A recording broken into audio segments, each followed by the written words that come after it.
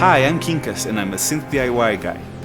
Today we're building a very cool pair of modules by Leaf Audio, the VCO-1 and the EXP-1. These are very high quality kits. The PCBs and panels are made in Germany.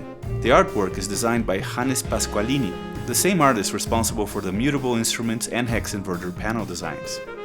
They are beginner-friendly kits, simple designs with DIY-friendly layouts. The VCO by itself is very simple but nice sounding and quite stable. Now add the EXP-1 and it becomes a much more capable combo with integrated LFO, CV wave morphing, triangle wave output, hard sync, linear FM, and some very clever normalizations, as the modules get interconnected by a ribbon cable in the back. Leaf Audio sent me a box with the kits and a few gifts. Thanks guys, I love the bags. One is already my official NPC bag, and the keychains. And the effervescent candy was quite an experience.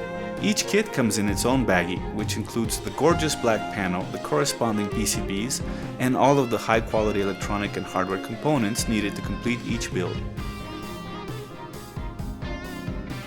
I started as usual by plugging in all of the resistors, diodes, and ferrite beads, and soldering them from above, then trimming the leads and touching up the soldering from behind. Next, I plugged in the IC sockets. Note that one of the sockets is stumpier. That's the one for the matched transistors, that strange looking IC with the exploding shed logo on it. It goes on the topmost position between the two pots. Next, I installed the ceramic and film capacitors, followed by the voltage regulators and transistors. Now install the electrolytic capacitors. Note that these are polarized and they get mounted flat against the board, otherwise the panel will not fit.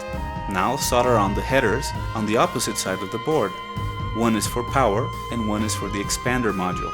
Then the trim pots that adjust the frequency range and the volt per octave scaling.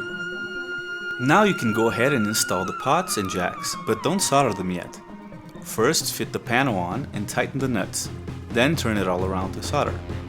That's it, just add the knobs, which are high quality ones you tighten from above, then snap on the covers. Check the power header for shorts with your multimeter in continuity mode, and plug it in to test and calibrate. The EXP-1 VCO expander module follows very much the same procedure. Since this one has two boards, I decided to build them in parallel.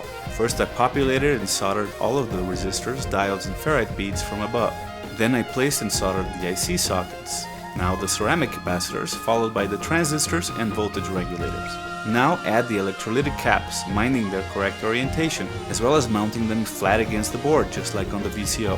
Now snap on the ICs and solder on the inner board connection headers. I like to do this with both boards connected to make sure they line up.